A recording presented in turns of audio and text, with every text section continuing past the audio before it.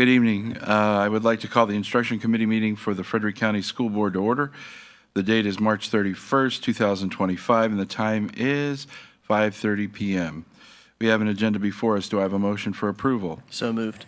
I second. The motion has been made and properly seconded. Any discussion? Seeing none, all in favor signify by saying aye. Aye. Opposed? Motion passes. I will now pass over to Dr. Hummer. All right. Thank you very much, Mr. Chair. Greatly appreciate that. We do have 5 items for you this evening, and of these 5, 3 of them we are recommending go to the full board for approval.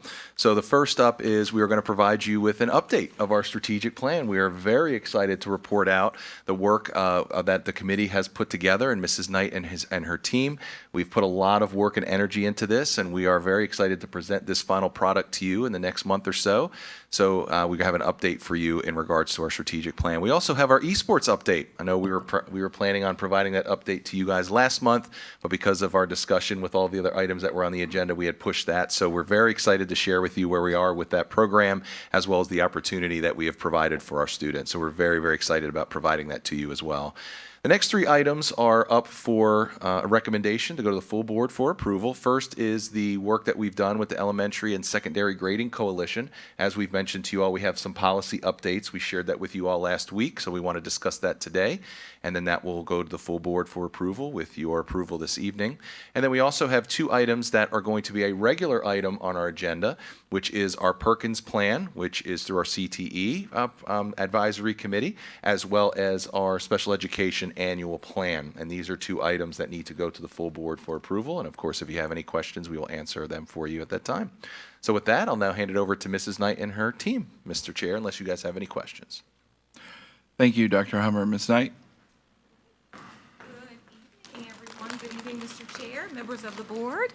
Thank you guys so much for the opportunity to be here today to talk a little bit about our strategic plan and to be able to join my team on some really important instructional updates. So I will begin with strategic planning.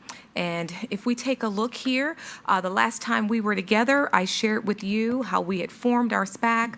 We talked about all of the surveys that we sent out, and you had an idea that we had almost 5,000 voices. This time I wanted to distill this down so you had more detail. So this time around, you can see where those 5,000 voices came from. So you see here the loudest voices, and the majority of those voices are exactly who we wanted to hear from, which are our students. So we had almost 4,000, or at least 3,300, 3,400 student responses. Really, really proud of our children for stepping up and to share what their thoughts were about this. We also had approximately almost 800 staff step up to respond, followed by our community with, oddly, the same exact number of responses.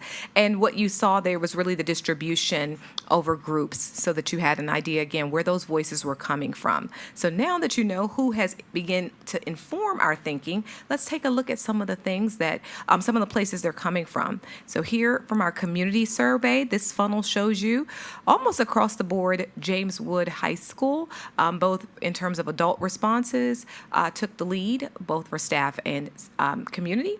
And from our student responses, Byrd Middle School.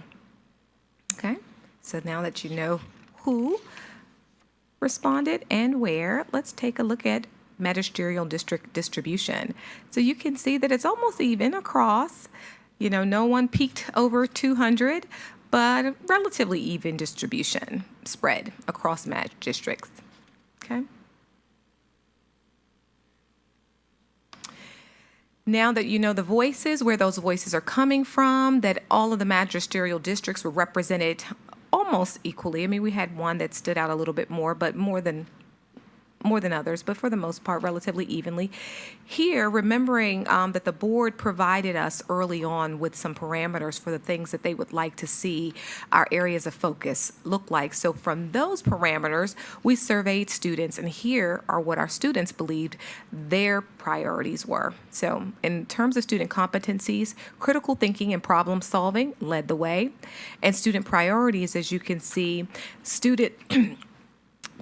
school safety inched out instruction by just a narrow margin. So our students have school safety on their mind more than anything else, followed by their instructional needs. Fascinating. I wouldn't have expected Staff, you can see, looks almost similar. If you slide down to the right, or at least my right here, critical thinking and problem solving, again, was a huge area of focus for our staff. But staff goals individually, all of our staff want our children to be successful, and that's what's loud and clear in that center section. And then for staff priorities, slightly above instruction, recruitment and retention. That will help relieve some of that pressure. So that's what our staff wants us to focus on. And then here's our community. Here are their insights. And again, you can see if you slide all the way over to the right, once again, critical thinking and problem solving. That's something all of our stakeholders have in common, that's an area of focus for everyone. Center to that, our district goals, our community has said loud and clearly that they want our students to be successful. And then the area that was most important to our community was instruction. Now, here is just a boiled down version. We certainly have a lot more data that's much more salient and discrete, but this is just a boiled down section, really high level overview of concerns from each of these stakeholder groups. And I'll just call out a few that are reoccurring from some of the information you've already previously heard. Students, not necessarily in order of importance, but certainly equally important. Safety and student behavior is a concern in as much for our students as it is for our staff. Students have expressed the desire to continue to work on teacher quality, as well as the academic load for them is huge. And I couldn't believe how much food nutrition came up, but it was a really big deal. So, Actually, I have a question about that. Yes, sir. In what respect did nutrition and food quality come up? Now, food quality is pretty obvious, but in regards to nutrition. yeah, some of the student feedback specifically was that the food did not taste good. It did not have flavor. Some had concerns about maybe some of the milk not always being fresh. Just little things like that. Past expiration date? Yes. Gotcha. So they just wanted to taste better. They want more variety. Yeah. And staff, as we've already mentioned, teacher retention and compensation are an area of concern for them, along with workload and time management and school safety and environment. And then parents and community, critical thinking. If you can see the distinction between where our parents are focused and where our staff and students are focused, you can almost see a line. Parents, it was more around student outcomes. So critical thinking, innovative teaching methods, leadership opportunities for our students and community, and family collaboration. Okay. Now, once we had all of that information and we knew who our voices were, we understood what their concerns were. What we did was we met with our SPAC, which again is an affectionate name for our Strategic Planning Advisory Committee, and we brought together this high-energy group of members of our community, from leaders to teachers to community members. And we came together and asked them to take these concerns and identify what our division should prioritize in the way of areas of focus. So on the left, you see there are the big goals that they thought we should really hone in on, and to the right are just some areas that they wanted us to narrow those goals to, and that was meeting maybe number 2. Okay? Now I will show you what we've done with all of that good information. We went back, we synthesized it all, and we teased out what was most important, and here's where we landed. Based on all of that fantastic community input and student voice, we have identified 4 large goals for our division in terms of areas of improvement and growth over the next 5 years.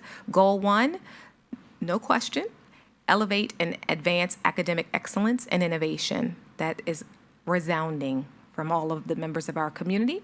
Goal 2, develop a skilled, sustained, and supported workforce. Goal 3, again, a resounding yes to creating a safe and supportive environment for learning and teaching. And then goal 4, cultivate a culture of well-being for all.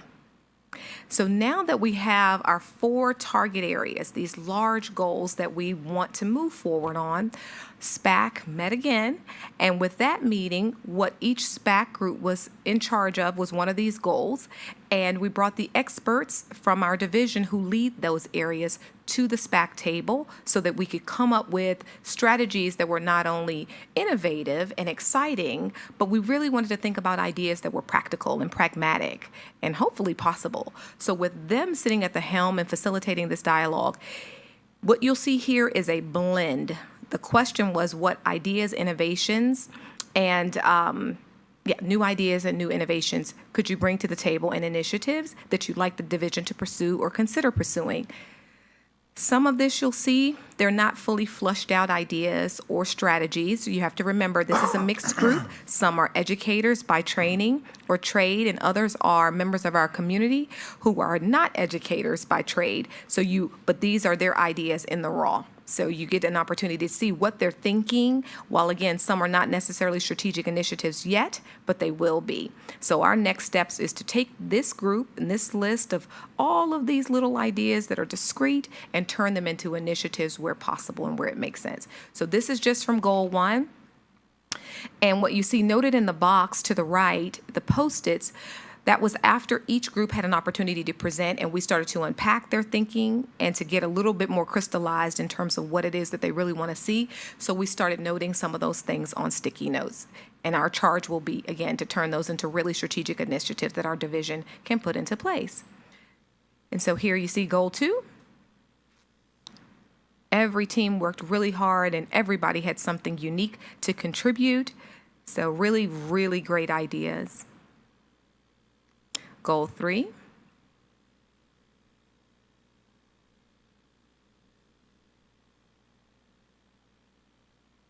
Okay. And goal 4.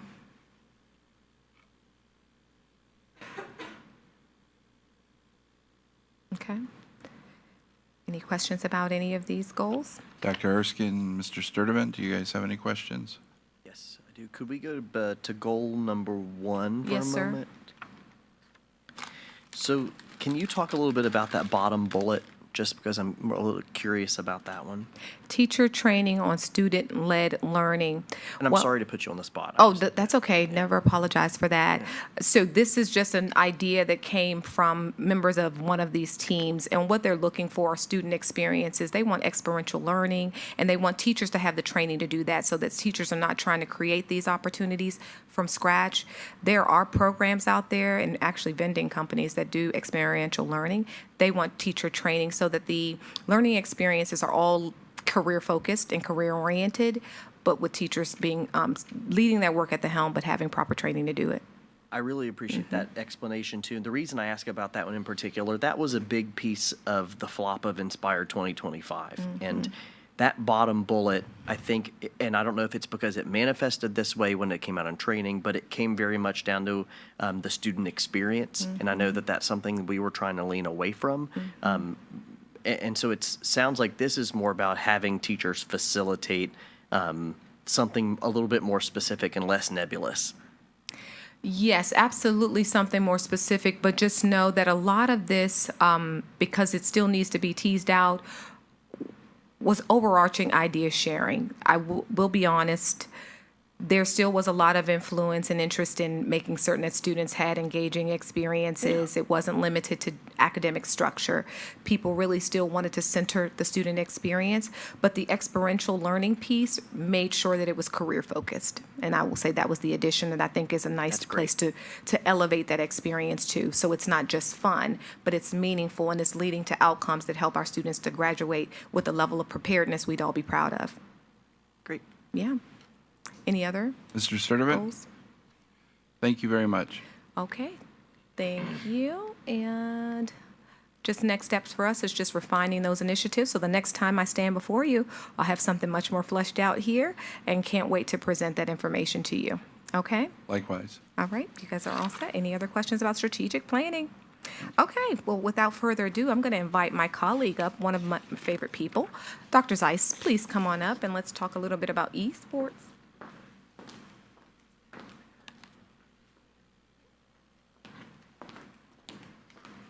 Hello. I get so excited when I talk about esports, so I hope I don't jump ahead of my slides. So, super excited. So esports themselves, it's actually competitive gaming here in Frederick County, and it's based on VHSL. So for those that aren't familiar, VHSL is our Virginia High School League, and that's what all of our sports compete throughout. And so this is a competitive team that we have at our 3 high schools, and we have very specific equipment for them to use that's kind of higher level, higher memory, faster speeds, that kind of thing. And VHSL selects the 3 games that we can choose from to play. And we have listed them there. Prior to the spring, we were not able to access Super Smash Brothers because of the equipment that we had, the networking that we had. But our IT team really worked they spent a lot of time getting the Switch to work, the Nintendo Switch, so that we can also play Super Smash Brothers, which has become the favorite game of our students. And just like any other sport, there's a schedule, and each team picks one of the games that they want to focus on. So this focuses a lot on strategy and practice and really even teamwork. They kind of collaborate with each other. And you compete in one game, and so your record is based on the game that you are focusing on. And they have practices. Somebody has asked if people can come watch. That was me. It might have been you. There are rooms where the equipment is stored because they have to be stored under lock and key due to the security, because they're kind of off the secure network, are really small. But I think we came up with an idea, maybe streaming a competition so that people could watch. I think that would be awesome. So we're going to work on that. Excellent. That was a great suggestion. Thank you. Thank you.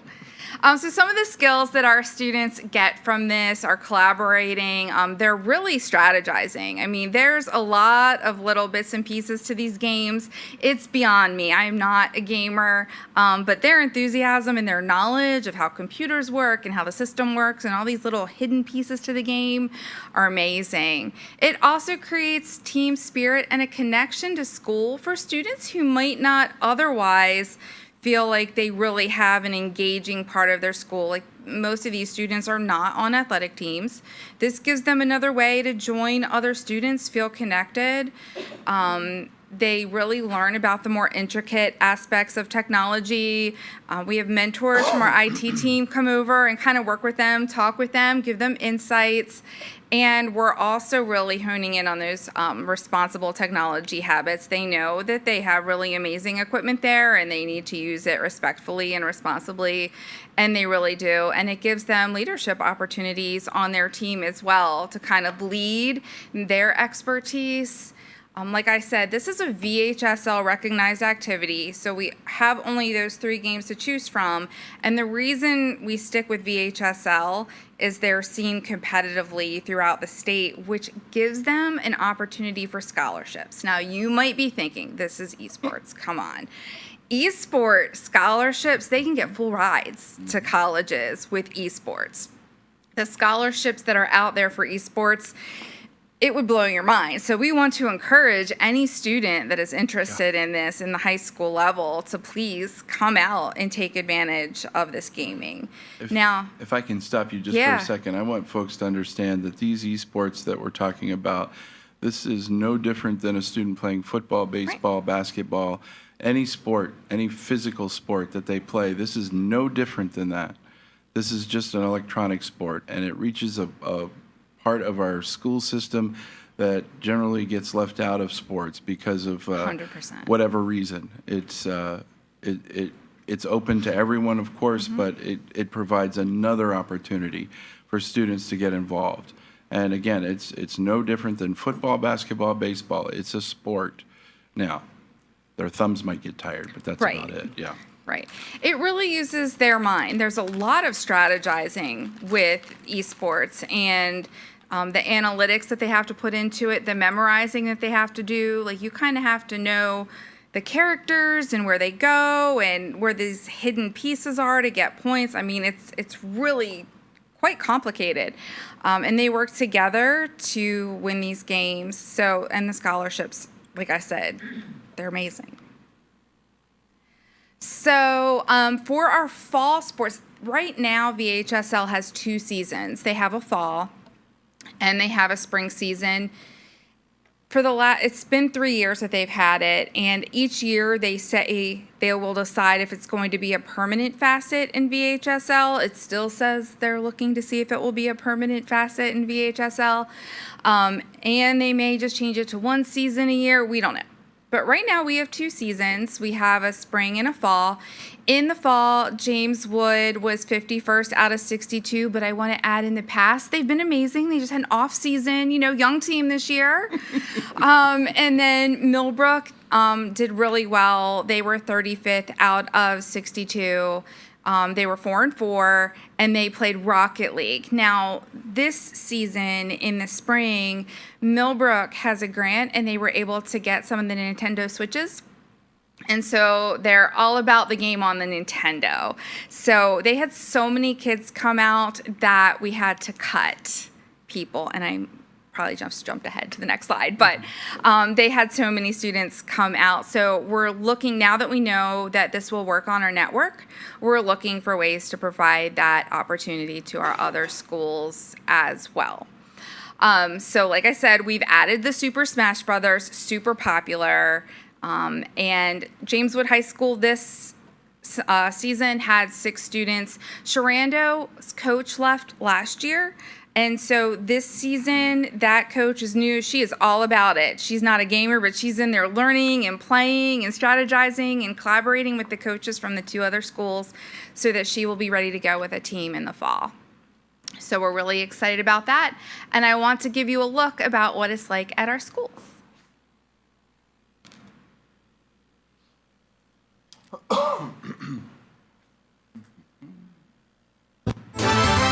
In 2019, the Virginia High School League approved a pilot program for esports, and all of Frederick County's high schools now offer students the opportunity to participate in esports. So the origins of the James Wood High School esports team really originated when my son, who was going to school here, he had always played video games, and I started thinking, maybe we should look into esports. That would be a good outlet for him and his friends. And I was starting to hear more and more about esports and how enthusiastic some students were getting about it. So I decided to look into that and develop a team. So in 2019, we put together a team. Then, of course, the pandemic hit, and we were playing mostly from home. Competing in tournaments. For instance, I think it was National Reserves, the Army National Reserves. We competed in a weekend-long tournament, swept the whole tournament. VHSL has decided to work with a company called Play Versus. Play Versus handles all the scheduling, the rules. They decide what games we play, and that's how everything is kind of judged and ruled.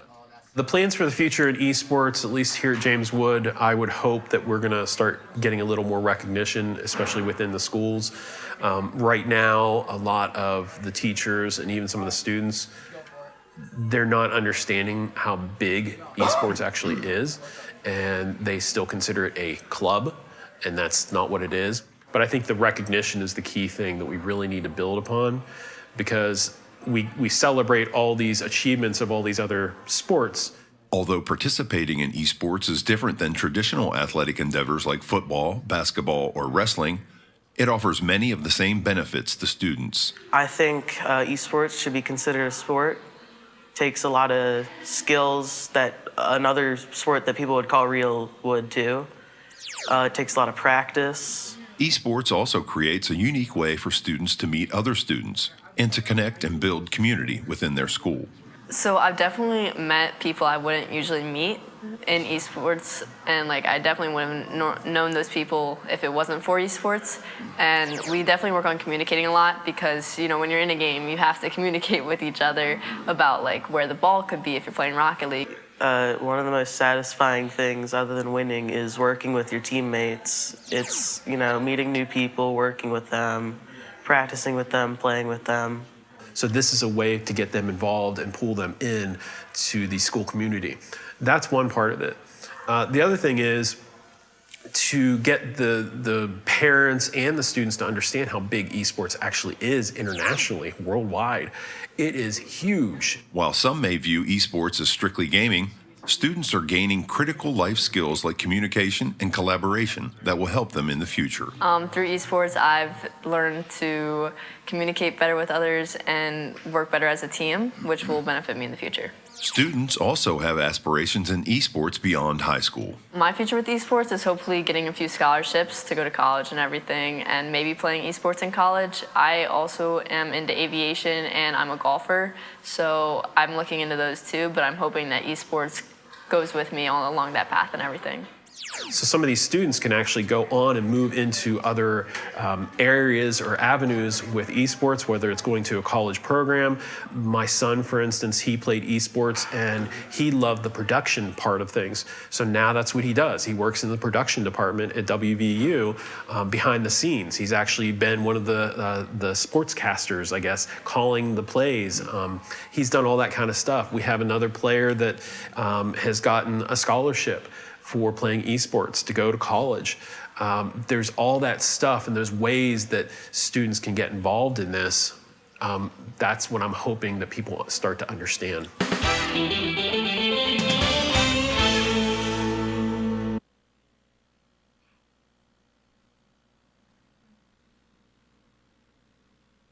Ms. Zeiss, I feel like I might have lied to my students for all these years when I said you can't make a living. You can't.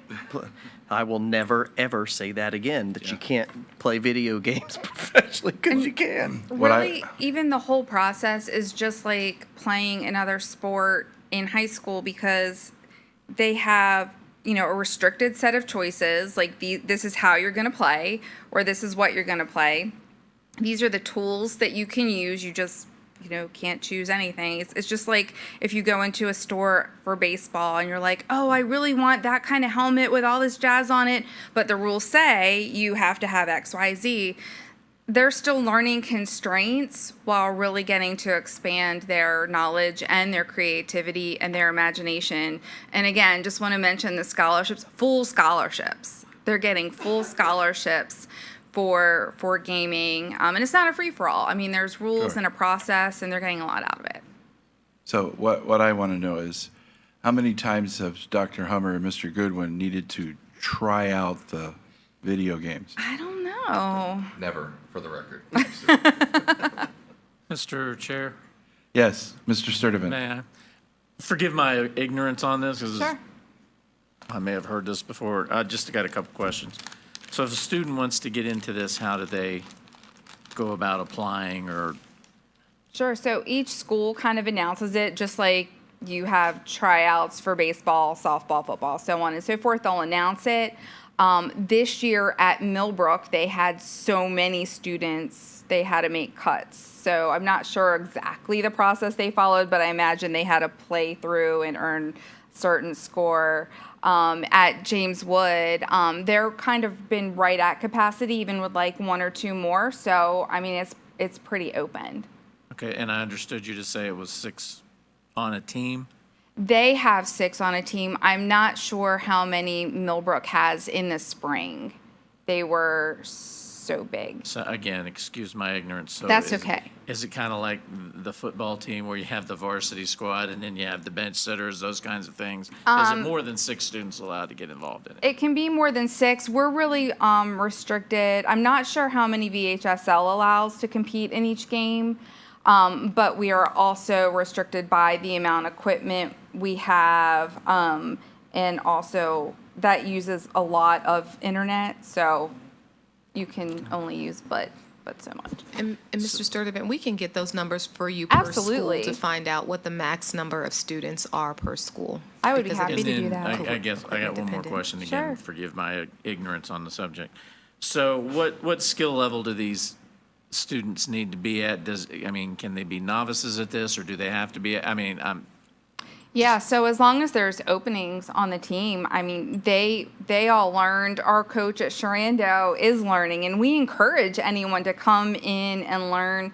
What we have found is that our students are so amazingly collaborative, and they want to win. So if you're coming in as a student, they're going to show you how to play and how to find all the tricks and the hidden pieces. And like they were talking about the hidden ball and all of that. They will work with each other.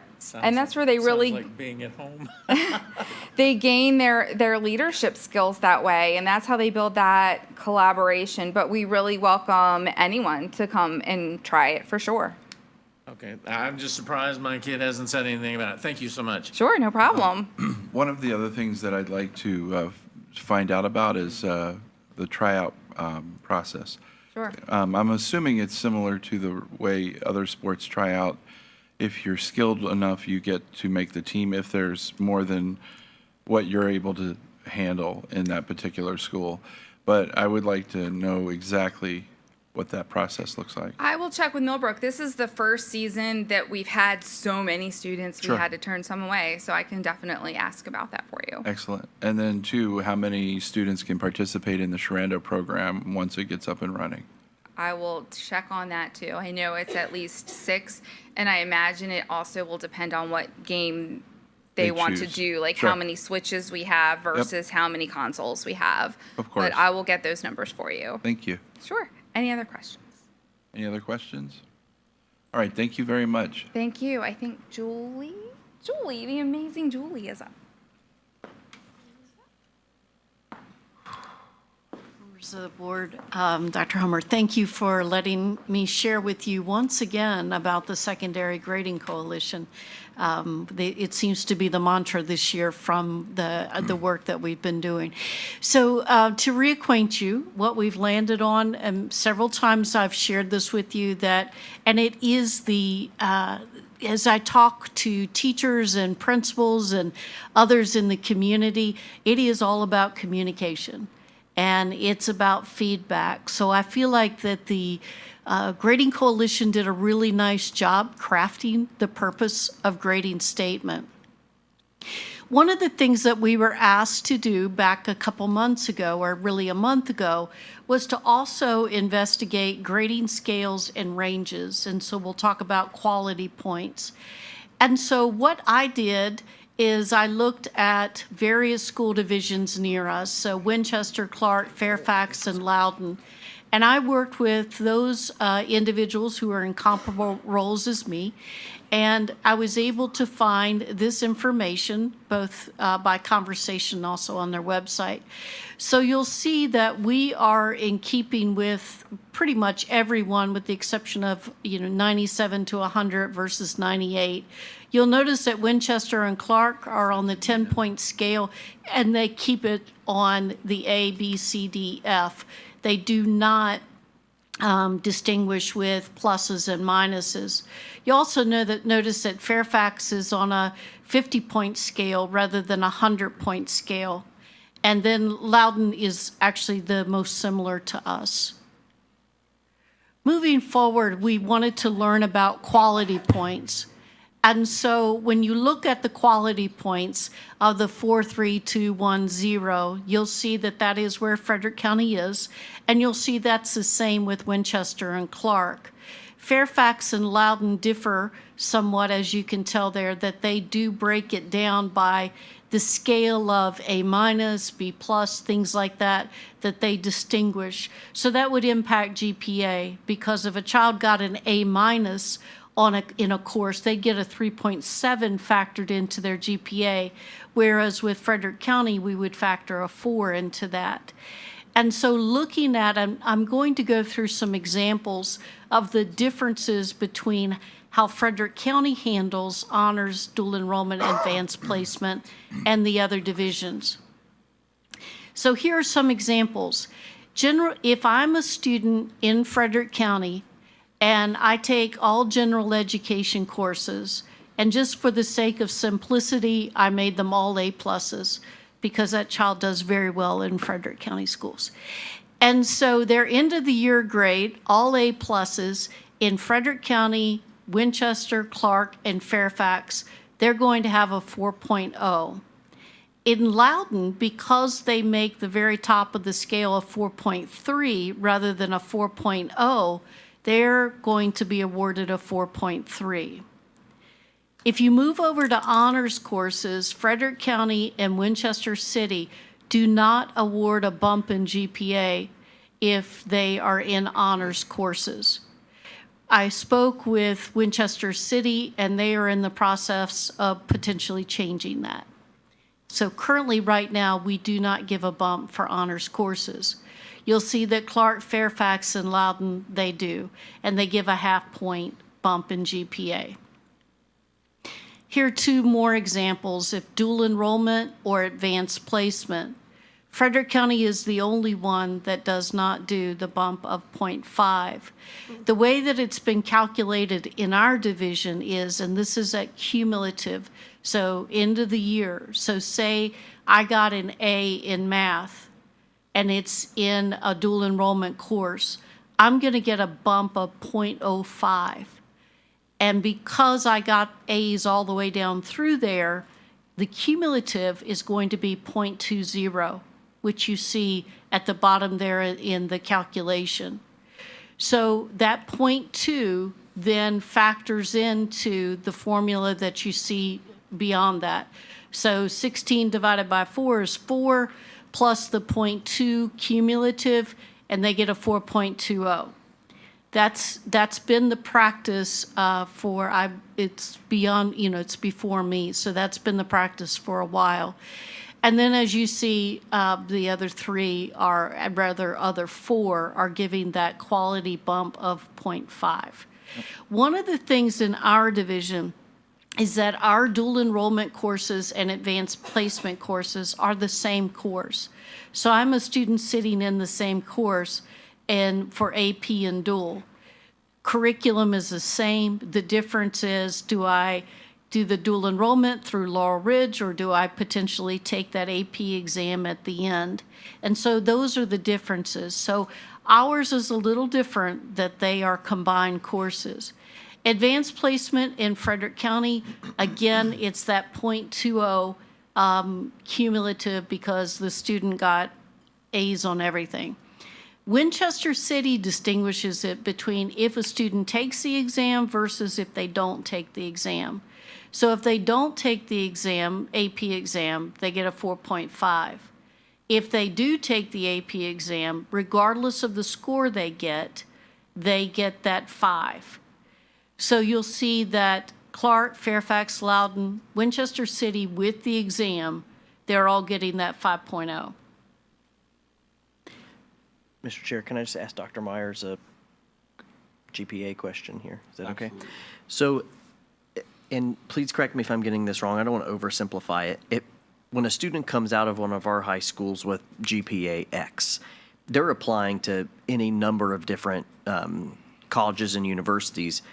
Don't they still have to convert whatever our number is to whatever the conversion system is used there? Yes, and so that's an interesting point that we know to be true when we're on, within the educational system, that a college or university is going to recalibrate that. Okay. And they're going to take everybody to a 4.0.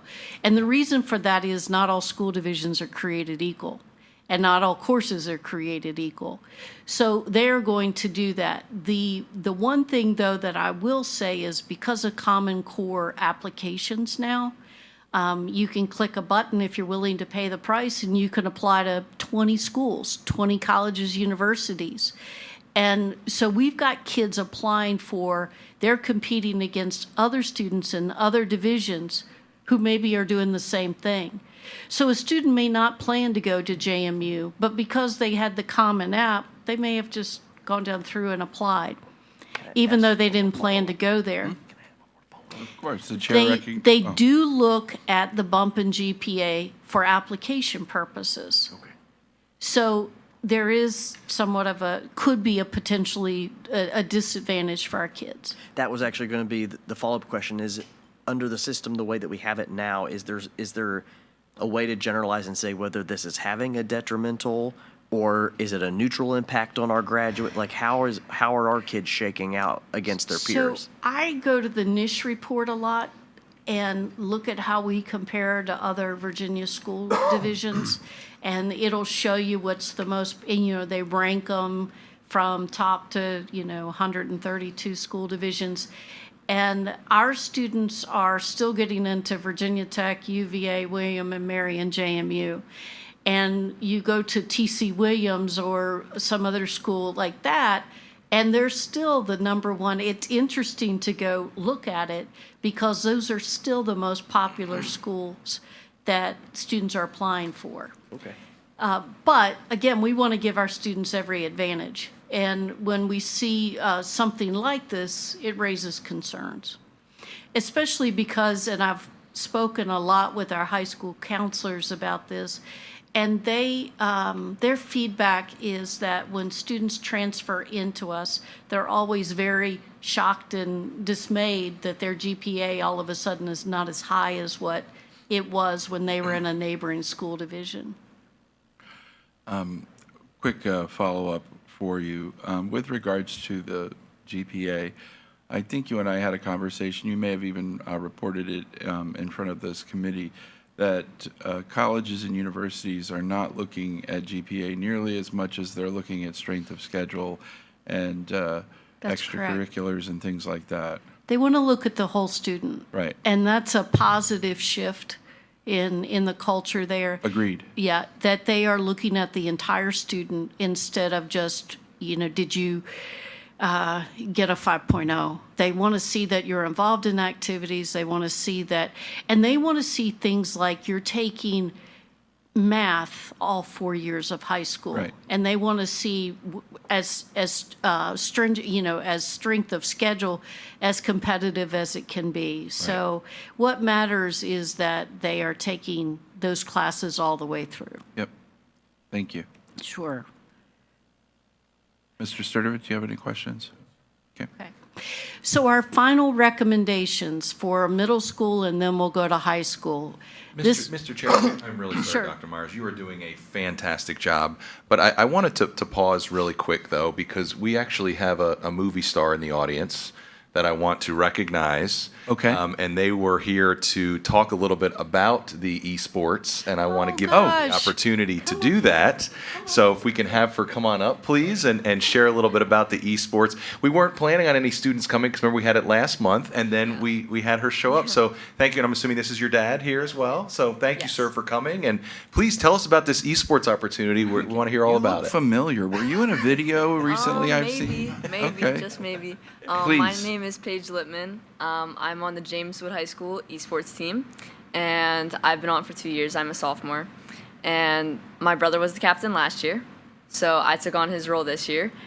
We did Rocket League, which is one of the 3 games in the fall, and we played a different game in the spring, which technically wasn't allowed by VHSL, so we had to cut it short. Yeah. So I was just hoping I could answer maybe his questions if you still have them. Please, yes. Sorry. So she answered some of the questions. I was just curious how you got into it. I mean, what's the process? Again, Yeah. forgive my ignorance on this whole subject, but it just sounds fascinating to me. So Jameswood High School has a smaller esports team than most, especially compared to Millbrook. Our team is significantly smaller. I had to do a lot of recruiting this year, so that was kind of fun, but at the same time kind of stressful, because if we didn't have enough players, we couldn't play. When we played Rocket League, it is a 3-player game. We need 3 players. Our 3rd player could not play because of grades. That is why we had so many loses. But last year we were winning. We hope to get that way again next year. We have a bigger turnout once it got to spring, so hopefully that's going to be a bigger team. And to answer your other question was, how many players can we have? We can have 6 players total, depending on the game, but we can also do multiple teams. So for Rocket League, which is a 3-player game, we can do 2 teams of 3 each, and we can have an A team and a B team. So it sounds like your limitation is really just the number of consoles that you have. Yes, correct. Okay. What about space? Space, we have 6 computers. We are in a smaller room, in case you noticed in the video. Did. We are in a smaller room, so it gets a little warm in there when all 6 of us are playing, but it is still a blast. And rotating teams would be a lot easier too, because Rocket League, you'd have to play on the same day, but you'd still have 6 consoles. You'd still all be able to play, and it'd still be very, workable. Okay, thank you. Yeah. Mr. Chair. Dr. Erskine? Paige, thank you for being here. I have 2 questions for you. So when you're flying, golfing, and playing esports at the same time, I'm not doing all three of them at Okay, the same time, well, I promise. it's amazing that you can do all those things as a sophomore. That's awesome for you. So here's my question. What can we do as a board to help esports grow? What do you need that you don't have? What do you want us to know up here about like this growing, burgeoning sport? The issue at James Wood is a lot of students don't realize that it is a sport and that it's like we're playing not just for fun, but for scholarships, for the benefits, for the team building, for the leadership skills. We're playing for all of that. And a lot of students at James Wood don't realize that, and they hear esports and they're like, what are you talking about? So maybe a bit more like recognition if possible. And I think we have a pretty good console setup, but we are looking for Switches next year so we can play Super Smash Bros. And everything, so. Well, actually, for getting more, I guess, recognition, we have meet the team nights at the different schools, and since this is a sport, perhaps this could be included in the meet the team nights so that they're recognized, just like the football team, just like the tennis team, just like the golf team, and so forth. So I think that could help a great deal. I think so too. That is So- a great idea. Thank you. Every once in a while.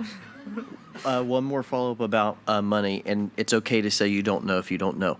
Do you guys have to go out, like, do you have, like, your parents and coaches and stuff, are they raising money for you, like boosters, or do you rely, or does James Wood High School provide this fancy gaming equipment for you? I'm pretty sure James Wood High School provides it. That's as much as I know. Sorry. Great. And since you'll be the technology expert here, I'm certain, does this stuff, does the hardware have to change over a lot? Like, will you be able to use the same gear for a while, or is it changing rapidly? We can usually use the same gear for a while.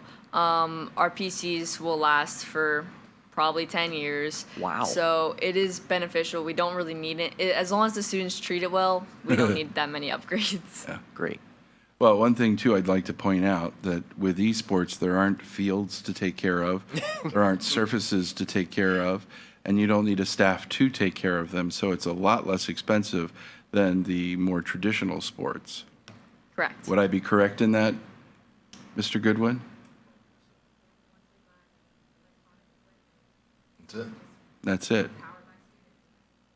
See? I'm on your side. Thank you. Anything else? Any other questions? Just that I'll definitely watch. If there's a stream, I would love to check We're it working out. on getting a Good. streaming set I up. want to watch this with my kids so we can check it out. And I Oh, just we have wanna- somebody in I the- just want to thank Paige. We didn't know she was here, so we are sorry. I really No. appreciate you coming out. You asked the question about how they were able to get the equipment. The district initially purchased all of the really high-grade computers and everything that you needed. Millbrook, is my understanding, they got the switches through a grant, but we are actually working with the IT department to make sure that all of the teams have some switches so that they can play. Switches are coming out with a new one Of course. in April or May, but for the most part, like she said, we stay pretty steady for about 5 or 6 years. Thank Okay. you again. I really Thank appreciate you for having me up coming. here. The chairman would like to recognize Paige's father for a moment. If I may just have a moment to just say to the board, first of all, thank you for taking on esports. And some of your questions, I'm sitting back there as a parent going, it was really exciting to see both my kids. My son just graduated from high school and is now at college. He immediately got there to have their esports team say, we just won $5,000 a piece for playing esports. Are you interested? Yes. And I was like, holy smokes, you got to get in this. He did not make their team, but it's one of the things where it was interesting because they do try out and they send you home to say, practice, just like any other sport. These kids are going home, they're practicing. I catch her on the computer in our office all the time. We have her a gaming computer there set up that she's practicing on all the time. And I will say that like any other sport, it was hard at first. When we were at the back to school night, her coach was out there with the keys, but he was also doing his back to school programming for the students. And at one point, Paige found a student that was somewhat interested in what esports was all about. And she actually brought that student over, got him to unlock the room, showed the student the room. The student suddenly got excited. But as a parent, I felt like it was something many parents didn't know was even an option. Sure. Kind of like you're obviously very well educated on esports. A lot of people don't understand the sport at all. And as we've gone around to colleges, I know Paige won't brag on herself, but we went to the college night at the mall. Sure. And as we went from college to college, Paige would mention that she is flying through Civil Air Patrol, that she is golfing, and they all would have their eyes go wide open when she mentioned esports. Seemed really odd to me, but they're like, this is where our engineers, our CAD programmers, our high-end business people are starting to come from the computers. Sure. They have an in-depth knowledge. So I think it's really awesome that the board has put in efforts to start making this happen. And I think just like any sport, you just have to build it up a little bit. Absolutely. I know in theirs, it's kind of in a back room. And I was like, you almost feel like you're sneaking into the speakeasy. But I think if you make it a little more public and a little more visible, and it is really cool. It's pretty wild. And we went over to tour Shenandoah University. If any of you get the opportunity to see their esports building or inside, I cannot speak enough. It looks like you're in a cross between a rave and a really cool like hangout. And they have like multi-tier gaming systems with different teams practicing different sports. And they had a whole section that were playing one game and a whole nother section that were playing another game. And they had like race simulators. And I'm standing there going, this is a college? And they're like, yeah, and you have to fight to get in this program. That's awesome. So I really commend you guys for looking at esports as something important. And you mentioning that it's a real sport.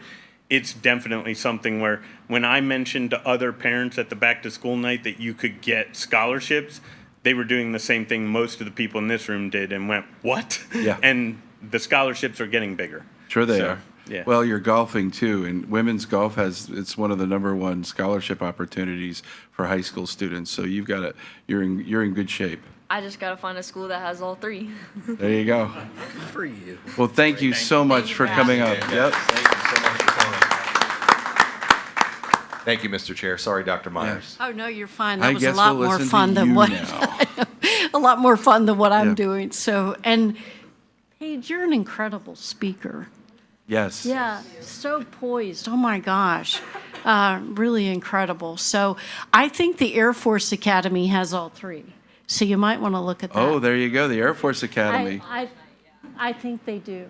So and they you were should one check. of the ones that really appreciated the esports. They were more interested Right, right. I thought I had that right. Yep, Air Force Academy. Plus, Dad, you don't have to pay for it. So that's even better. So just to go back through, these are our final recommendations for the Grading Coalition work at the middle school level. We've talked about the learning habits rubric that will reflect students' non-cognitive performance. So responsibility, work ethic, things of that, character. 100-point grading scale, formative and summative, 30 versus 70%.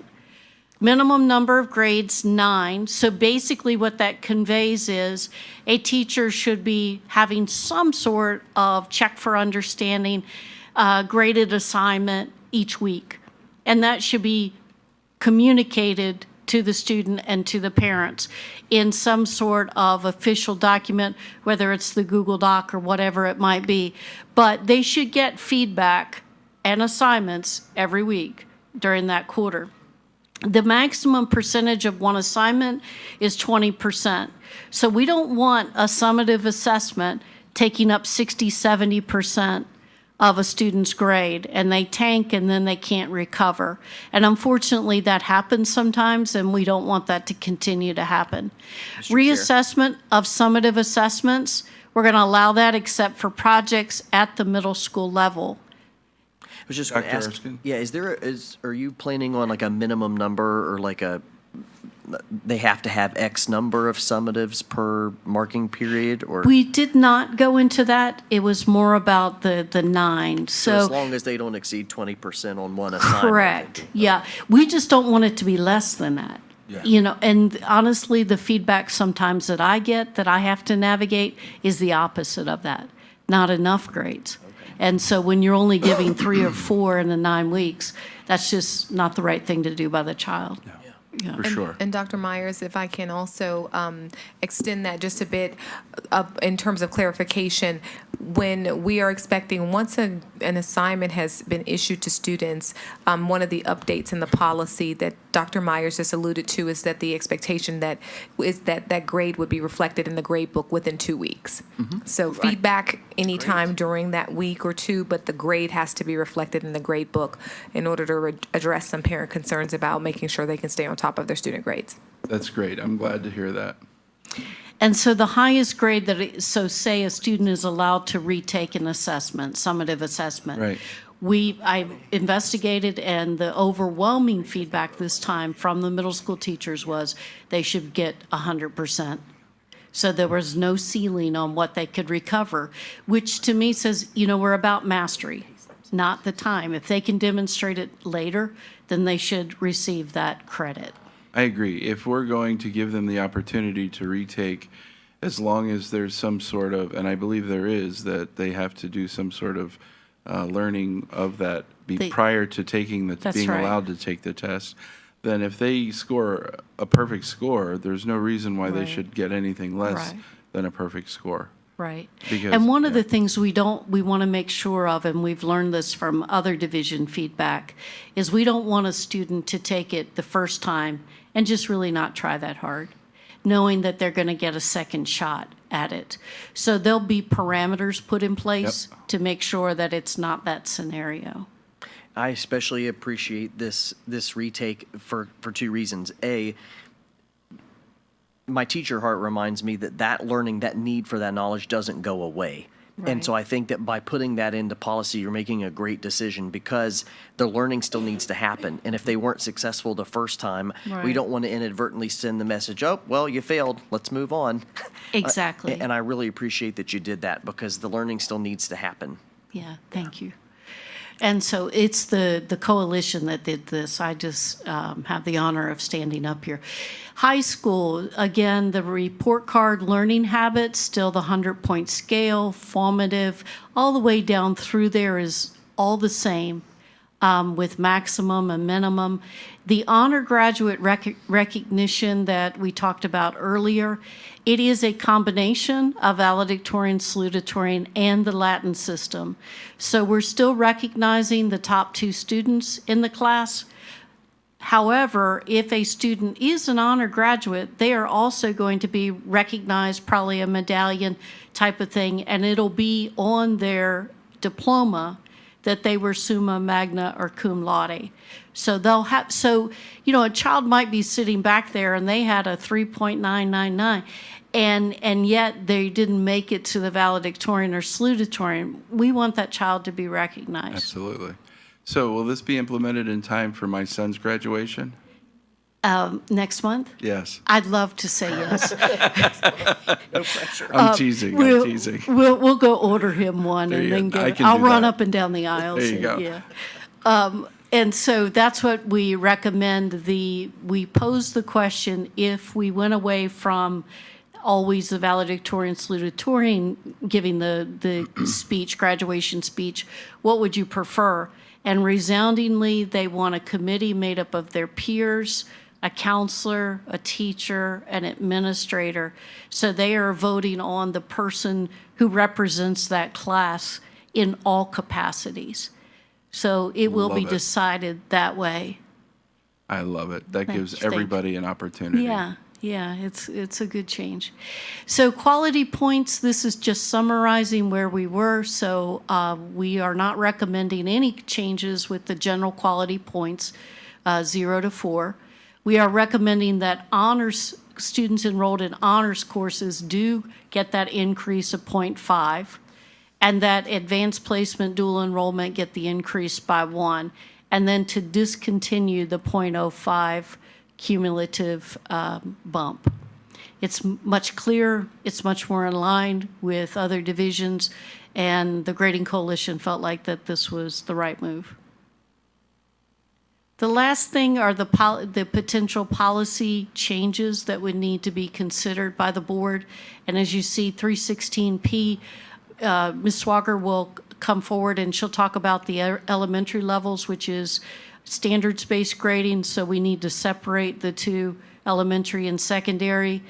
As Mrs. Knight talked about, there is going to be a requirement pending board approval that students, teachers will update students' grades, and the thought is every 2 weeks.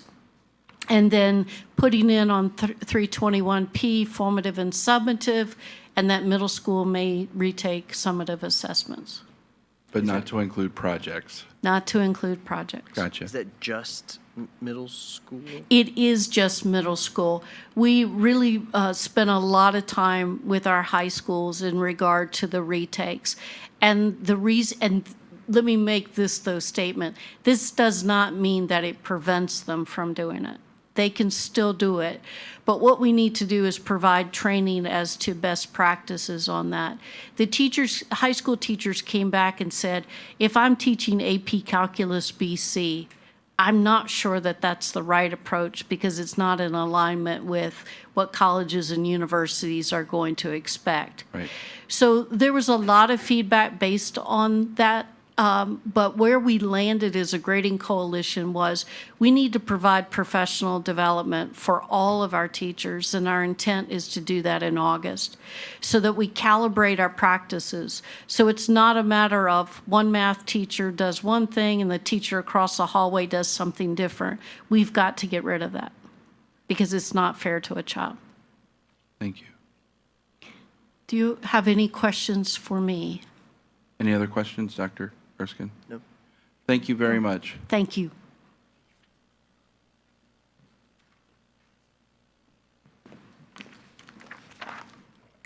All right, good evening. I apologize for my voice, but the allergies are causing some drainage. So I wanted to share with you some updates from our Elementary Grading Coalition. If you remember back in the fall or last spring when we presented from elementary, we talked about our purpose for grading and the fact that we were mostly focused on it being communication to parents, the fact that it's a point in time, it's not cumulative at the elementary level, it's focused on mastery and when they master that instead of an average. We are focused on feedback and wanting to be sure that there's a separation between academics and behavior. So that is kind of encompassing, or those are the encompassing ideas in our purpose of grading statement. You may recall that these are the reporting labels that we will be using. We're not using grades, so students will either not yet be making progress, progressing toward, or approaching the standard, or they'll be meeting the standard. And so those will be the ways that we measure a student's progress toward the standard on a continuum. So from a policy perspective, as Dr. Myers referenced, ours is a little bit different at the elementary level because we won't have the grading scale that we normally had. And so we'll need to pull that out in the policy and list the elementary grading scale there so that we have our reporting categories.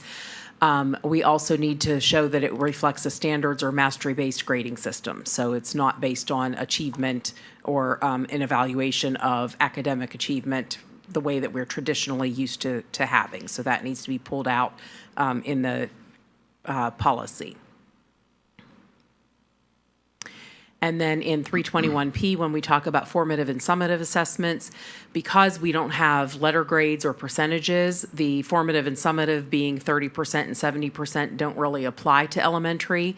And so we need a statement for elementary that indicates that both formative and summative assessments can be considered to help determine student achievement or progress toward mastery. And so that will be the change for elementary. Yes, sir. Ask a follow-up question. Yeah, go ahead. So that last bullet just piqued my interest a little bit because, and this may well just be because I'm missing context. So sorry if I'm getting this wrong. When I'm thinking about whether what was that, the one on the far right was meets the standard, right? That's the new criteria. So meets the standard. So if this is a mix of formative and summative, then how do we safeguard against those formative grades being the lion's share of whether that child meets the standard? Only because just definitionally we look at them very differently. Right. So with the way that the process would work in the Infinite Campus in the grading system, there's no there's no weighting of grades in a mastery-based system, because what it's doing is it's taking the see if I get it right, the mode. So it's looking at what they're doing is on every assignment, they're tagging standards to those assignments. And so then one assignment might have several different standards, and they're saying that on this assignment, they met the standard for this part, but they might be still progressing on this other part. And so all of those go into the standard line, and then it's looking for the mode over time, and it's showing at this point in time, the most often scored assessment is showing that they are progressing, or that they are approaching, or that they've met, or whatever it is. So with standards-based grading, formative assessment is a part of the process, and it's showing that there are lots of opportunities along the way to show mastery as well as a summative assessment. So since you can't weight the assessments within the actual program, they would have to just do, like, put the, like a test or something, they would have to flag that, or put that in twice in order for that to happen. And so that would be something that through the training that would have to work with teachers to do. Just one more about the verbiage there, the meets the standard, and it's okay if this is a, hey, save that for later conversation, but just because I know that verbiage, especially as more districts are adopting this, we get to the end of the year and the kid has a meets standard in one specific skill set or one specific subject. We get their SOL scores back, and they say the student does not meet the standard. Are we ready to have that conversation to make sure there's alignment between what we're seeing in the classroom versus what we see on the state accreditation system? Part of the work that we have to do as far as the training goes would be making sure that when we are looking at standards and we identify criteria for mastery, that criteria is aligned to the actual standard and to what's expected, so that it's grade appropriate, and that we have the rigor that's needed in order to say that, yes, that standard is met. And so that's part of the training we know that needs to happen with our teachers, and I'll talk in a minute about some of that delay. And you know, part of the reason that we are delaying the process is because we know that the training that goes behind the scenes is not as simple as, oh, now you're just going to give MS or NS or, you know, AS or whatever as a grade. It's, what does this mean, and what does this look like as part of your day-to-day process with instruction and assessment? That's great. So. I have two questions, actually. One just occurred to me, the other I've had. So the one that I've had is about benchmark testing. Is there any sort of benchmark testing that's going to go on with this type of grading system, so that we're not waiting until the SOL, or we're not waiting until the end of the year to determine if they've mastered something? So we do have some assessments in place that are like those universal screeners that show progress along the way for literacy, and the state is actually expanding the VALS assessments next year, so that at the elementary level, they will have that benchmark along the way. We also have in math iReady, and we do have benchmarks set that show if a student is scoring here, that shows they'll be successful on the SOL test at the end of the year. So those are two universal screeners that we have. We are looking at starting to add common assessments at various grade levels or checkpoints along the way to help with that process. We just aren't to that point yet with all the behind-the-scenes work that has to happen with just, in general, making sure that you have correct criteria for mastery and that sort of thing. Completely understand. Now, the second question that just occurred to me is, let's say a student is struggling and doesn't master the particular subject. How do we determine if a student is able to matriculate or if they have to be held back? So based on policy, there are a variety of factors that would be included in that decision.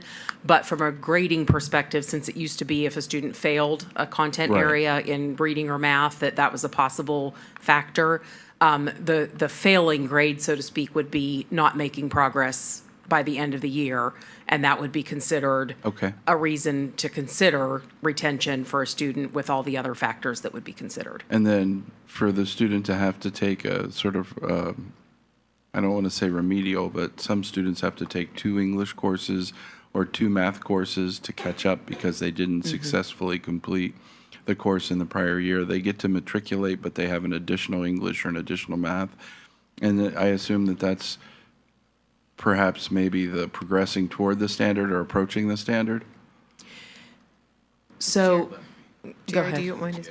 That would be elementary. I was going to say, I Right. think Oh, that's. you don't do that in elementary? No. No, Okay, I that's apologize. certainly a secondary option in terms of flexible scheduling. So then it doesn't matter. But it's also one that we would like to try to limit because it's certainly to the exclusion of electives. We don't want students punished academically because they need additional help.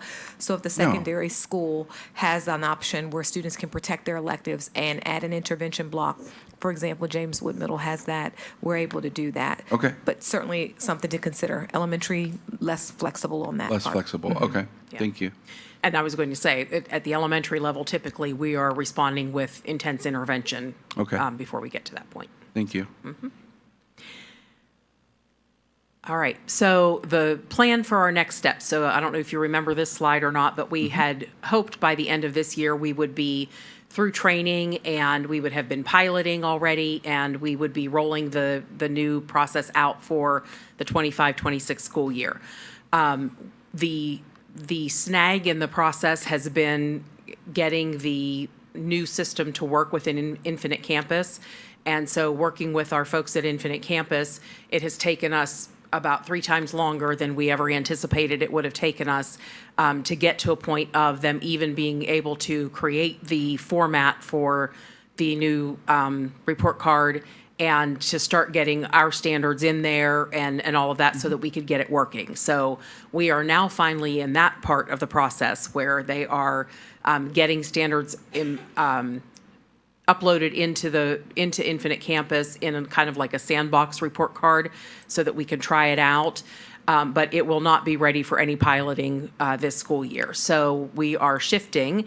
And so in a way, that's helping us because with all of the training that our elementary teachers have gone through this year with VLA and the Virginia Literacy Act and with the new math standards and all of the other things that have come down the pike that they are working through, adding training about standards-based grading and criteria for mastery and all of that on top of that would probably have sent people really over the edge. So we are holding on that and we'll start with the training next school year.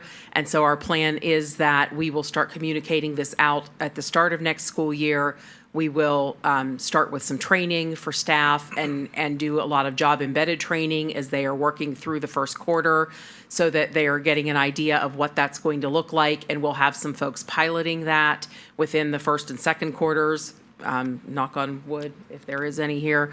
If we've got that pilot ready through Infinite Campus at the start of the year, we anticipate we will, but I've learned never to say that it's a definite.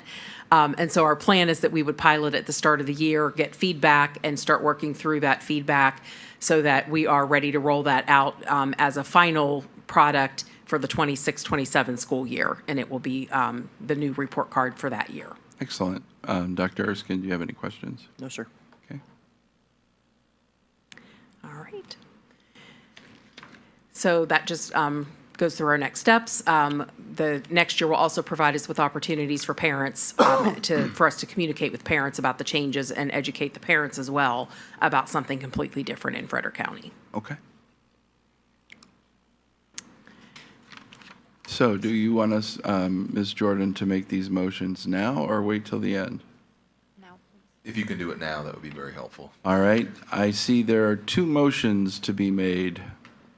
Mr. Chair, I move the committee forward the proposed amendments to policy 316P to the full board with a recommendation to approve. I second it.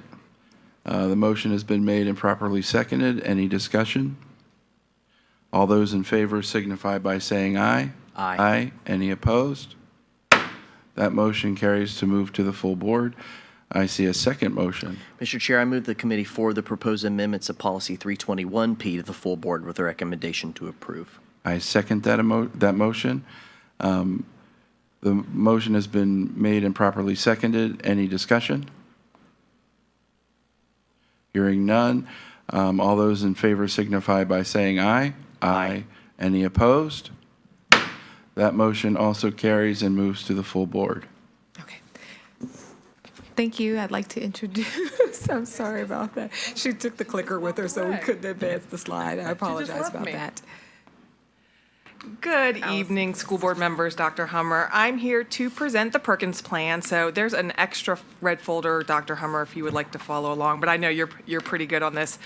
So my goal always with presenting the Perkins Plan, so as you can kind of see what's in front of you, this is the Perkins Plan. So it is a lot of information, but it's very important information. So I try and condense it down into a little bit more of a reasonable format to understand, because I know when I first went through it last year, I'm still not at a level where I understand every single aspect of it.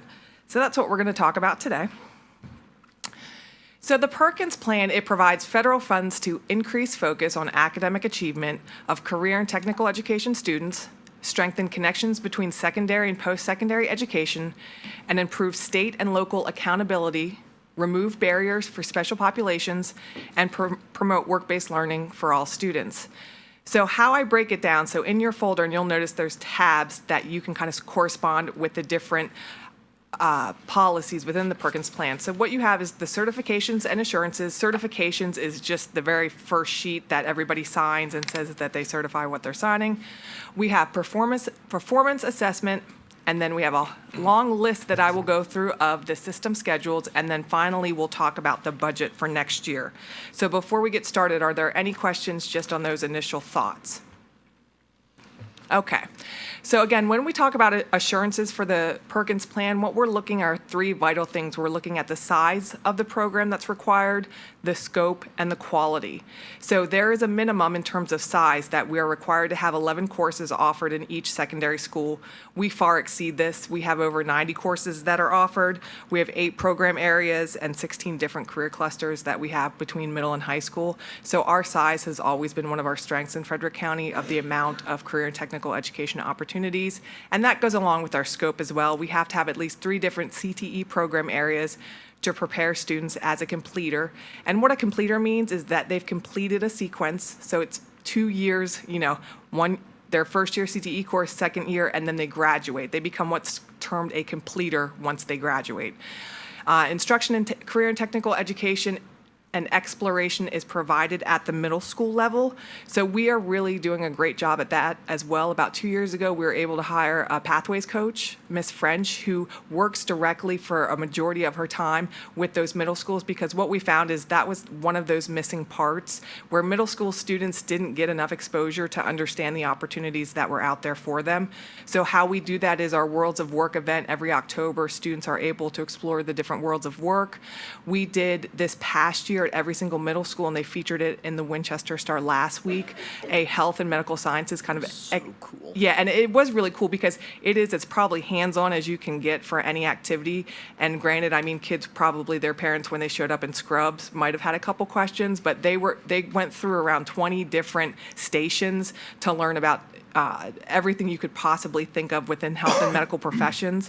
And then the other cool thing with that is we had our Dow J students and our nurse aide and patient care tech manning those stations. So it was just a really awesome experience that we're going to hope to do each and every year. And then we also offer student tours, industry tours at our middle school level. And then I know I'm missing one other thing. Oh, of course, the best thing, our Charting Pathways summer program. So this will be our second year. It's a 2-week program. It's in the summer at Dow J. Howard, free for students, Monday through Thursday in the morning. Breakfast and lunch provided, transportation is provided, and students get to pick between a variety of different opportunities. So it could be criminal justice, it could be nursing, it could be carpentry, and they pick those different career occupations and they learn about them for 4 days. Most of our instructors go on a field trip with students, so that could be anywhere to Shenandoah to their pharmacy. That could be Annandale Millworks. I think they went last year with our carpentry program. So that's how I talk about it and put a lot of emphasis on it, is because I think we're doing a really great job at the middle school level to strengthen the understanding of CTE. And then quality, that goes just to how we're letting students have that knowledge about all career types. We always say CTE is for all students. We don't care what you want to do, but we just want to ensure that you're prepared and that you know the opportunities that are available. And then finally, competency-based CTE programs that integrate academic outcomes, career guidance, job-seeking skills, and secondary students based upon 2 things, labor needs and student interest, because it's wonderful if you have a career in mind. We want to make sure that you understand what's going to be out there for you after you graduate in terms of workforce availability. Is there a need? Is the job that you want now going to be a job that's even available in 10 years?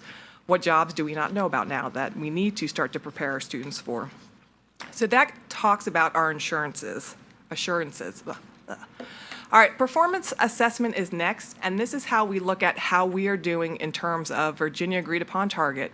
And I would say almost in all of these categories, we far exceed what our target that has been agreed upon. So here, I just wanted to point out some of our strengths. So we have our 4-year graduation is a strength each and every year. Academic proficiency in language arts and math, attainment of recognized post-secondary credentials, and our work-based learning program is stellar in my personal opinion, maybe because I had the job 2 years ago, but Ms. Roy is doing an absolutely fabulous job. There's always areas that we can improve. Academic proficiency in science is an area that we need to improve upon, and that's where I'll work with the science coordinator, Ms. Levine, so that we can talk about what opportunities are available that we can get that content knowledge cross-curricular between our science classrooms and our CTE classrooms. How can we look at what we're doing now and what we can improve upon so that we can raise that score just a little bit? I will say the Virginia agreed upon is 86 and we're at 84. The state level, when I was talking to Ms. Levine, is around 76. So, I think it's something that across the state, we need to just try and continue to support our students in science so that we can get that academic proficiency improved. And then the non-traditional program concentration, that was another thing that we fell short of this year, but that was more in terms of a reporting issue that we identified, that with Infinite Campus and just, again, a transition of moving over to the student information system, I work with Ms. Nicola and her office to ensure that that does not happen again. And that's what we alert the state, but that non-traditional is those students, if you have a male that maybe wants to go into nursing, that's where that non-traditional number comes into. So Sorry. Go I ahead. do have a question. Absolutely. For the non-traditional program concentration, once the reporting issue was fixed, is that percentage different? Oh, yes, that percentage is much higher. It is. And Yes. did we then, We can work and make sure that we get you the updated number. and are we above what the state Yes. minimum is? Okay, Yep. so that's. And that was like, you look at something and you see like an immediate ding in your head because you're like, that number's not right. Yeah. And that's what I saw as soon as I saw these numbers come through. I Okay. was like, one of these things is not like the other, something was not right. So yeah. Perfect. And then I have a second question. If you can go Absolutely. back, or not a question, a statement, go back a slide for a second. When you were talking about the summer program Mm-hmm. for the middle school students, I'll just make a plug, honestly. My daughter attended it last year, and every aspect of it she loved and found, honestly, unfortunately, I suppose for her, what she didn't want to do in the future. But it's a great opportunity for students to get a sense of where they see themselves in the future and what kinds of work that they may want to be trying to do. So I think it's a wonderful program. I appreciate that. And I say this all the time to the point people get a little sick of hearing it, but our programs are to find out what you don't want to do. Because, and I always tell, when I talk to parents, I'm always like, the worst thing is a $100,000 experiment on your child, maybe wanting to be a nurse, because there are some careers that you can't kind of just make your way through it. If you figure out and you've gone to college and you no longer want to do it, that's Yeah, a I'm hard. about to take on that experiment with so my you son. can come back and let us So, know how yeah. it goes. Any other questions? Thank you. You're welcome.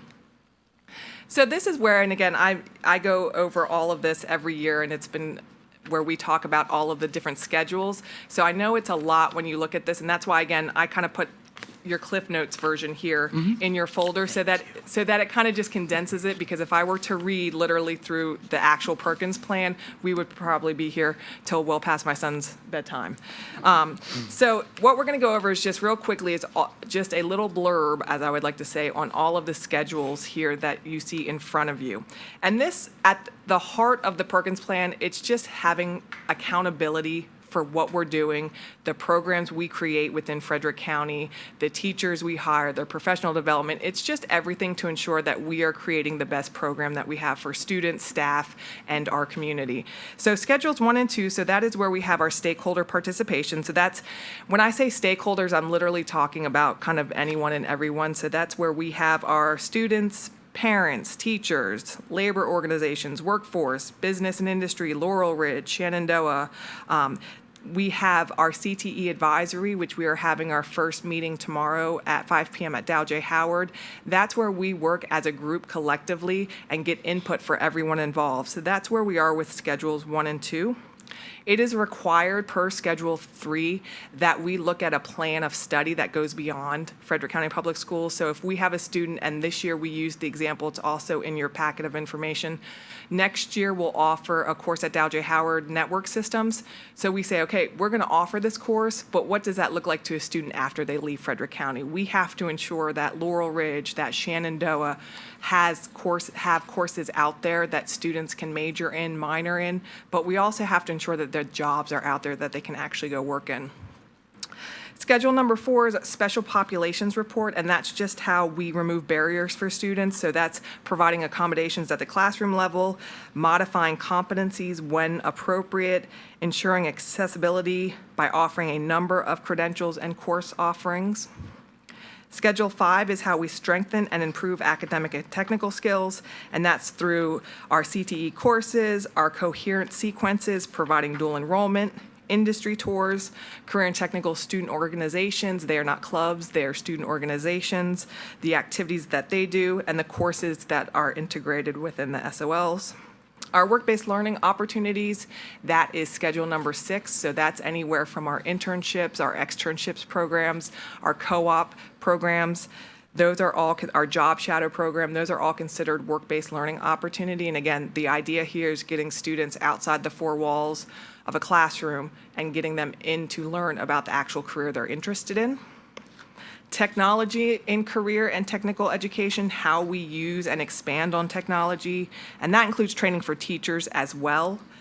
Professional development, this is where we want to not only recruit but retain the teachers that we currently have within CTE, so that's where we offer them their opportunity to attend annual conferences, local workshops. We have a Teachers in Industry externship that is available to teachers with partnership with American Woodmark, where we go and spend the week at American Woodmark to learn about their culture and how they work as an organization.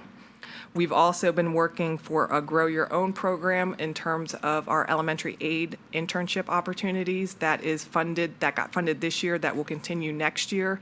So that's putting those students that know they want to go into education, getting them paid opportunities at the elementary school with the hope that they'll come back to us. Schedule number 9, the evaluation of programs. So we do this through performance measures, CTE leadership, our advisory committee, so that we can continuously improve upon the program. Schedule number 10, improvement, expansion, and modernization, providing time for curriculum updates, updating instructional materials, software, and equipment, and expanding CTE programs to offer students more choice, and initiating new programs based on labor needs and students' wants. Schedule number 11, using data to improve career and technical education through our local needs assessment, annual performance reports, enrollment, and credential results. So looking at that and seeing what's working and what is not working. We have our secondary and post-secondary linkages, employment counseling, and placement services.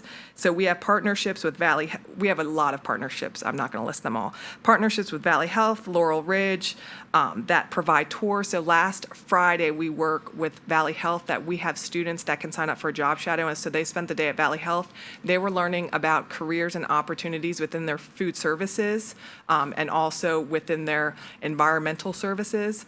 So that's another great way where you might have a student that wants to learn just about the hospital in general and is not in a position where they can go and obviously be a nurse assistant or go there and actually work front-facing with patients, but it gets them an understanding of the hospital. So that's where we try again and show students what is available to them after they graduate.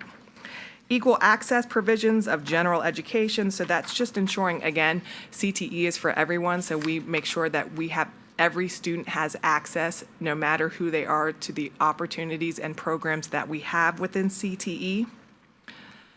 We are always looking at our labor market needs, so that is Schedule 14, and that's just ensuring that our programs are aligned with the jobs that are actually out there so that when students graduate, they have a place to go. Schedule 15 does not apply to us, and then Schedule 16, career and technical education financial data. This is our reporting our financial data for administration, extended contracts, operating costs, supplies, and equipment from state entitlement and local budgets.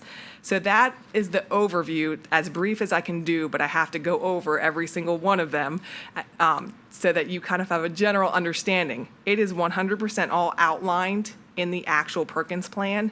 Now, I will say this Perkins plan, it has to be uploaded by April 30th. So it's still in a substantial approvable form. So there will still be some tweaks, but I'd say for the most part, this is where we're at. Are there any questions as far as the system schedules? Actually, yes. Dr. Hummer, is this available, this plan in its current form, available to the general public anywhere in our web-based arena? It should be. Once it is approved, we will work to get it. I want to make sure it's 100% approved and finalized. Absolutely. And then we it can. will be. Yeah, we can put that up there. I don't see any issue with that at all. Thank you. Yeah. And that way, folks who like to take the time to read things in full in its entirety have the opportunity to do so if they have any questions or concerns. Absolutely. Thank you. I think knowledge is power, so I'm all about providing providing everyone the opportunity. Amen, sister. Yeah. All right, and then finally, what we will look at is the actual budget. So we always base the Perkins on the budget we received last year, so that $2,569.10, that is what we were approved for last year. So that's what we use the budget to kind of determine where we will disperse the funding. This number will change once we actually get the allocations. So there are a couple required uses within the CTE budget for the Perkins plan. So professional development, that's for our teachers. And that usually it keeps going up every single year because the cost of travel, the cost of hotels, the cost of gas, the cost of meals are going up. So it is a substantial amount of money, but I don't think you can put a price really when you're sending teachers to these conferences and the content they're coming back with, the knowledge they're coming back with. And, quite honestly, going to conferences when I was a teacher myself, the excitement that you get to come back with because all of the different ideas that you never thought of and you're like, why didn't I think of that? So whenever I have a teacher that wants to go to a regional, state, national conference, we do everything in our power to make sure that they have that option available for them. So that's where that $41,000 comes from. We are required for activities for special populations, so we usually will work with Sue Boyce, who is our transition specialist, and we work to provide opportunities that are most beneficial to our students. So one example of that, because it's happening this week and next week, is we have students in the 8th grade that will go to Dow J. Howard and then their feeder school, and they'll learn more about opportunities once they get into high school in terms of just CTE courses, but also careers. It also includes industry tours, anything where we're getting students out of school and actually into the industry. And then here are the other budget items that we spend on. So as you can see, that $124,000, that's where we purchase our equipment. It's never enough. So we do the best we can with what we're given just to make sure that our teachers have the best equipment that is available to them. Software is very expensive. We want to make sure also that we're providing students, if you look into one of our business classrooms, we want them sitting in front of a desktop computer. We want them to emulate what they're going to see when they're out there in the real world. And that takes money because, you're not going to go probably to a government job and work on a Chromebook. So we want to make sure that our kids are prepared. And with that comes setting up labs, setting up tech shops, setting up ag shops. When things break, we need to fix them. So that's where a majority of our money goes to. We support the Worlds of Work event for all 8th grade students to explore a different variety of careers. And then transportation, again, that $20,000 continuously goes up and up every year as the price of school buses go up. Just in the spring alone, we had a athletic training open house event at Shenandoah. We have the Aviation Expo every year that we take students to Hagerstown. We have Law Enforcement Day. We have a variety of different opportunities, but that all provides transportation because we don't want anyone for transportation to be a barrier, and so that's where that number goes. And then that last final $10,000 is we provide scholarships to students who go to the national level for their career and technical education student organizations. And there's a list, there's a form that they have to fill out. You have to have an essay that goes along with it. You have to work with your teacher. You have to get a teacher recommendation. But what that does is it allows us to provide for the event registration, the hotel, airfare. A lot of these national CTSOs are not in Virginia because they're national. So you're talking last year, I think one of the, I want to say it was Family Consumer Science, went to Seattle. So that is, again, just trying to provide an opportunity and to get rid of those barriers. So that is how all of that money is spent. But like I said, it's never enough. And then at the bottom there, just so that everyone is aware of the boilerplate there, the allocation is computer-based on estimates provided by the U.S. Census Bureau of the number of individuals aged 5 through 17 inclusive who reside in the school district served by the local education agency and are from families below the poverty line for the preceding fiscal year, compared to the total number of such individuals who reside in the school district served by all local educational agencies in the state for such preceding fiscal year. So again, that's a lot of information, but it's my best ability to sum it up in a more manageable manner. Well done. Okay. Are there any questions? And this one is, again, to move, the action here is to move it to the full board for the recommendation to approve the Perkins Plan for 25-26.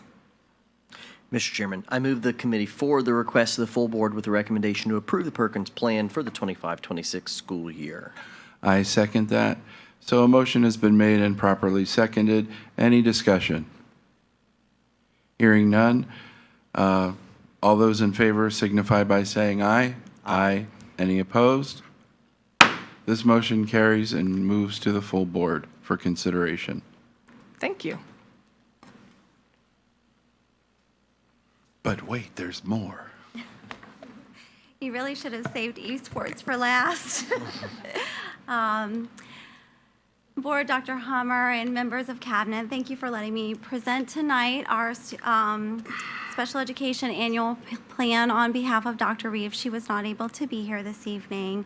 So the special education annual plan, the Part B flow-through application is also known as Title 6B. This is a formal agreement between the local school board and the VDOE for implementing federal and state regulations governing special education services, as well as the disbursement of federal funds appropriated for special education is contingent upon the approval of the plan by the local school board and the VDOE. So the regulatory requirements, this is required by IDEA and the regulations governing special education programs for children with disabilities in Virginia. So our SEAC has been already reviewed this plan, and in terms of timeline, we're presenting tonight and asking for a motion to look at this plan on the April 22nd meeting. Our submission to the VDOE is due by May 9th, and then upon their approval, funds will be allocated on July 1st. And I believe you have this plan linked because I'm going to reference some page numbers. So beginning on page 9, page 9 is the superintendent certification, which indicates our compliance with Part B and in Section 613, which is about determining any significant disproportionality in racial and ethnic groups in terms of the identification, disability placement, or discipline decisions of students with disabilities. And it also ensures the implementation of IDEA and federal regulations in compliance with Virginia regulations as well. So turning to page 10 and 11, page 10 and 11 are the 22 assurances or policy statements. I've read it. Should have looked at it. Did you need copy? Okay, sorry. Nope, I didn't do my homework. I'm sorry. Oh, that's okay. So among these 22 assurances are the guarantee of a free and appropriate public education for students with disabilities ages 2 through 21. It ensures implementation of the individualized education programs. The least restrictive environment provisions ensure students with disabilities are educated alongside their non-disabled peers to the maximum extent possible and participate in state assessments. If you turn to pages 12 and 13, these are our submission statements. So the 16 submission statements in the annual plan are the formal declaration of the school division that we are agreeing to comply with these 16 assurances. It is again required by IDEA. And submitting this annual plan, the division certifies we will implement all required provisions of IDEA, properly allocate and use Part B funds, ensure a free appropriate public education for all students with disabilities, and maintain compliance with procedural safeguards, fiscal accountability, and personnel standards, and then adhere to our monitoring and reporting. Okay. Pages 14 through 17 are exploration of barriers that individuals may experience, and so we need to address those barriers or identify and address those barriers. So some examples of barriers could be staffing shortages, cultural and linguistic diversity, technology gaps, or transportation issues. And so currently, Frederick County has not identified any barriers, but have policies in place, such as our non-discrimination policies, to help support any issues that may arise. Turning to page 18, on page 18 is the provisions that provide special education services to any jail that would exist within our geographic boundaries. So we do have the Northwestern Regional Adult Detention Center within our boundaries, and that's definitely a commendable partnership. We have a great partnership with the Northwestern Regional Adult Detention Center as well as the Juvenile Detention Center. If I may interject 1 second, can you remind me of the age cap? 18 to 22. 18 to So- 22, yeah, that's what I thought. Okay, Yes. thank you. And so page 19 is just a narrative report of the implementation of the 23-24 plan. So you can see that the funds were used to support teaching positions, materials and supplies, professional learning for special education staff, as well as educational services for private school students and homeschool students and eligible inmates through age 21. Pages 20 and 21 are our maintenance of effort. So this is how we demonstrate we're using these funds to supplement education for students with disabilities.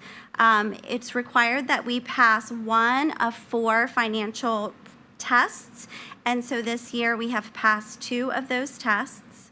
Maintenance of effort is mandates that the local education agency maintains a consistent level of local and state funding for special education services from year to year. It ensures that school divisions do not reduce their financial commitment to students with disabilities when they receive the federal IDEA funds. Therefore, within the VDOE annual plan, maintenance of effort is a critical financial compliance component that guarantees the continued support of special education programs and is federally required under IDEA. So it includes these fundings be used for IEP-based instruction, salaries and benefits, transportation, prorated equipment costs, special education services in regional or local jails, as well as services for our home-based or homebound students. On page 22, the set-aside CCEIS, CEIS, and proportionate set-aside. You would probably remember that in the previous year that we had to set aside nearly $500,000 because Frederick County was found to disproportionately identify students of 2 or more races as having an emotional disability. We no longer have to set aside those funds because we have corrected that. So our set aside funds are 0. And the only thing that we have to set aside are funds for parentally placed private school students and students who are homeschooled that have a disability. So you can see that that total in the chart is $33,236. Turning to pages 24 and 25, actually 21 through 26 encompass the breakdown of 611 and 619 funds. So on page 24, you'll see a narrative of how those 611 funds are used. And then on page 25, you see the breakdown of how they're used. So these funds provide for 27 teaching positions, materials and supplies, and purchase services. And you can see a list of those purchase services at the bottom of page 25. And then pages 26 through 28 are organized in a similar fashion, looking at our 619 funds for early childhood special education services. So there's a narrative on page 27 and 28, and then the breakdown of those funds on page 29. And so those funds partially fund 12 early childhood special education teachers, 13 early childhood teaching assistants, and is with a total of $58,000.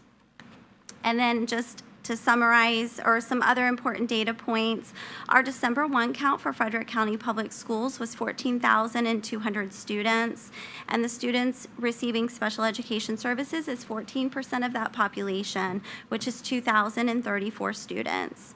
Our early childhood special education referrals are on the rise, and we have 182 referrals in ages 2 through 5 since July 1 of this year. We will have approximately 140 students start the year in our early childhood special education school at Cincinnati Road Elementary, and that's without Winchester's students there. And we also wanted to celebrate our Project Search graduation rates. So in 2022, 100% of our Project Search graduates are employed in the community. 2023, we have 90% of our Project Search graduates employed in the community, and we're looking forward to seeing how our 2024 graduates have done. Any questions? Thank you so much. Any questions, Dr. Erskine? Just one brief one. Yes, Is sir. this, and it's okay if we don't know yet, have you guys been impacted, or was your reporting impacted by the changes going on with the Department of Education? Has that impacted how you guys are having to report, or, that's good? Good, No, and we're operating business as usual. good. Okay. Day by day. No other questions? No. Go to the next slide. Great Oh, yes, job. sir. Oh, yes, item. thank you. So we do have a recommended motion for the committee to forward this request to the full board and recommend approve the special education annual plan for the 25-26 school year. We have a motion. Chairman, I move the committee forward this request to the full board with a recommendation to approve the special education annual plan for the 25-26 school year. I second that. So we have a motion and it's been properly seconded. Any discussion? Hearing none, all those in favor signify by saying aye. Aye. Any opposed? This motion carries and moves to the full board. It's a packed agenda. Well done. We did it. Great job, guys. Yes. We did do it. All right. That concludes So our you want to recap instructional- for us? Yes, sir. Absolutely. That concludes our instructional committee meeting for this month, and we focused on strategic planning, esports, our elementary and secondary coalition and policy update information, Perkins planning, and our SIS annual plan. Are there any questions? I'm happy to entertain any. I just want to say thank you for putting together all of this information for us. Excuse me. And the hard work that clearly your staff has been doing to get this to us. I have to say, if you couldn't tell, I'm super excited about esports. I think it's a wonderful opportunity for students who don't have the same opportunities as those that are athletically inclined. So that's a great addition. Any other comments or questions? Okay. Thank you. Team. Fantastic job. Thank you. Thank you. Mr. Chair, I move that we adjourn this committee meeting. There's been a motion, I second, and it's been properly seconded. Any discussion? Hearing none, we're adjourned.